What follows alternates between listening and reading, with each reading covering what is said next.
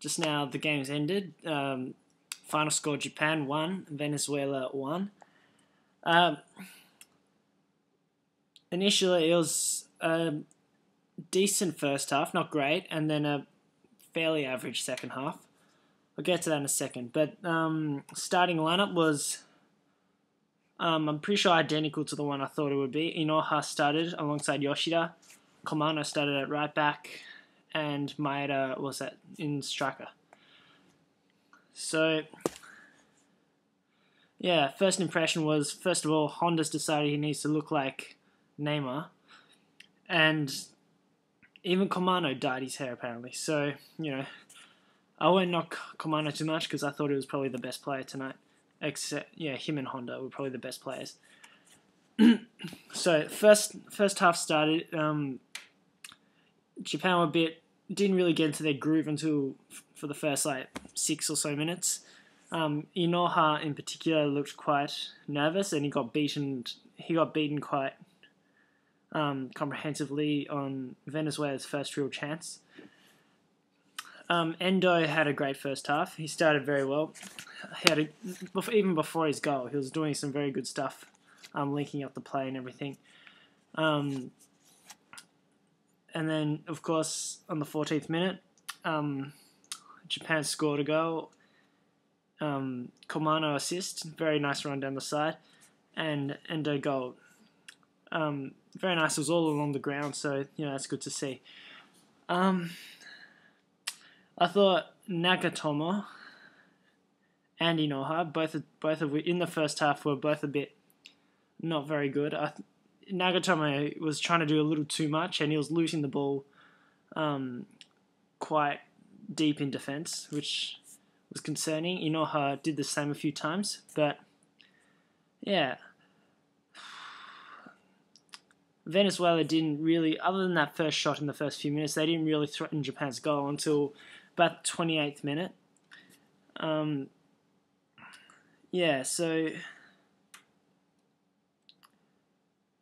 then, Japan continued to make some chances. They controlled the pace of the game and so on until half-time. And at half-time, the main change was that Inoha came off, and Mizumoto went on. Now, at this stage, I was thinking Inoha was pretty average. I didn't think he stepped up really as much as I'd hoped to, and he had a few errors that would have been punished by a better team. But then Mizumoto came on and was much, much worse. So at this stage, I suppose Inoha did better. But shortly after halftime, Venezuela equaled it, 1-1. Initially screwed up because Kagawa lost the ball high up in attack, and Nagatomo had already overlapped, so there was really no one at left back. So, and then Yoshida got beaten and 1-1. Immediately after this, Zach brought off Hasebe and put on Hosogai. Hasebe had until that point had played quite a good game. Hosogai didn't do anything spectacular afterwards. He was actually very quiet. They played at a pedestrian pace, I thought. It was disappointing to see. They didn't really have much fire. Maybe after the first 25 minutes, I don't know, maybe that's a bit unfair, but they seemed like every chance they got, they seemed like, well, there's going to be another chance. So, and they really should have scored much more, given how many chances they had. Kagawa, I thought, was very poor. He did a couple things here and there, but he was trying to do a little too much, and I thought, and especially when he missed that open goal, that was infuriating. That reminded me of Yanagisawa at the 2006 World Cup against Croatia. So, you won't find an easier miss than that. Okazaki and Maeda came off and were replaced by Junga Fujimoto and Kengo Nakamura. Okazaki had been okay. He had a few shots, but neither really looked like they were going to go in. Maeda was fairly quiet.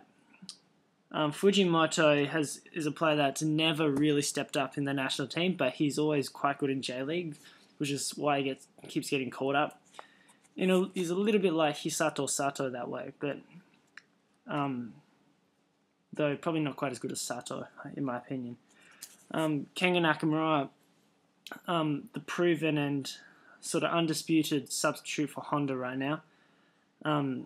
But basically, Honda went up to the striker role. Well, kind of. And Nakamura went attacking midfield, technically. But really what happened was that there was no distinct striker so much. The four attacking players, which would have been at that stage, Kagawa, Nakamura, Fujimoto, and Honda, all four of them really just sort of rotated wherever. So, and as a result, by this point, their rhythm wasn't very good after this.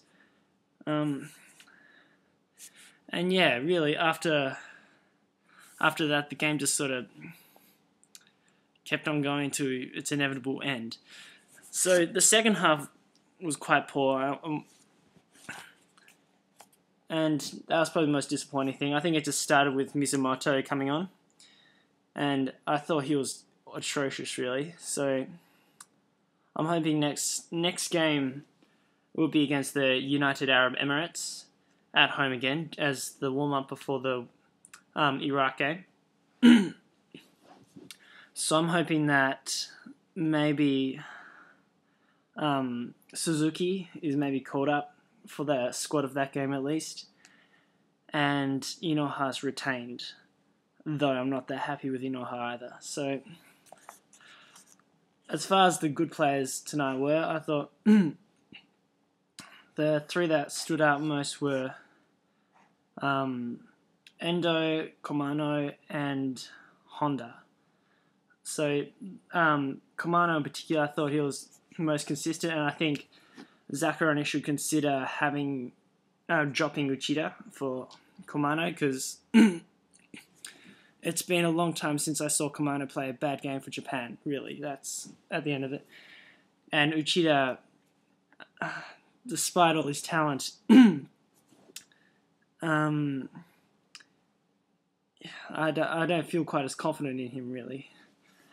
So, yeah, Komano was very good. Makino came on right at the end, but he didn't have any time to do anything. So, yeah, Endo was quite good. He was a little bit poor in the second half, but his first half was very good. He lost a few balls in the second. Honda was quite good. At the moment, he's by far the most indispensable player in the team, much more so than Kagawa. Yeah, so all in all, bit of a really a friendly kind of performance. Hopefully, next game against UAE, I don't know. I think the reserves will play that game, to be honest. I think it also it's important to note that Fujimoto came on, not Miyaichi. So, I think as far as wingers go, Zach has decided whether it's because of fitness or whatever, or simply at this stage he thinks Fujimoto's better. Point is, Fujimoto's ahead of him in the pecking order. And Iwamasa is quite far down as far as centre-backs go.